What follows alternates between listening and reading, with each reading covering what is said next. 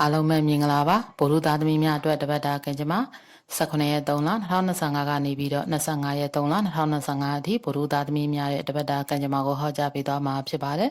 ဗိုလ်လူသားသမီးများဒီတပတ်တာမှာဆက်သွယ်ရေးကိစ္စနဲ့ပတ်သက်ပြီးဆွေးနွေးများတိုးတက်လာပါလိမ့်မယ်အဖွဲ့လိုက်လှုပ်ဆောင်မှုတွေမှာအတိမတ်ပြုခံရနိုင်ပါတယ်ဤပညာအသက်အဆန်းတွေသင်ယူဖို့အတွက်အချိန်ကောင်းဖြစ်ပါတယ်အွန်လိုင်းသင်တန်းတွေတက်ပါဤပညာပိုင်းတွေကိုလေ့လာပါထို့ကနေတစ်ဆင့်တိုးတက်မှုတွေများစွာရရှိလာပါလိမ့်မယ်အခြေအနေနဲ့ကတော့စိတ်ကူးထားတာထက်ပိုပြီးတော့စိတ်လှုပ်ရှားဖွယ်အဖြစ်အပျက်တွေကြုံနိုင်ပါတယ်ချစ်သူအိမ်အောင်ဘက်နဲ့အတူတူခရီးထွက်ဖို့အကြံပြုပါတယ်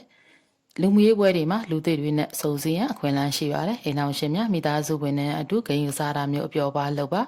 ငွေကြေးကဏ္ဍအနေနဲ့ကတော့အပုံငွေရနိုင်တော့လဲမမျှော်လင့်မဲနဲ့အတုံးစိတ်တွေပုံမှုများလာတတ်တွေကိုသတိထားသင့်ပါတယ်ကျန်းမာရေးအနေနဲ့ကတော့စိတ်ဖြည့်ဆည်းမှုကြောင့်အာရုံစူးစိုက်မှုနေတာဖြစ်နိုင်ပါတယ်တရားထိုင်ခြင်းတခြင်းသားထောင်ခြင်းဖြင့်စိတ်လန်းဆန်းအောင်ပြုလုပ်ပေးပါ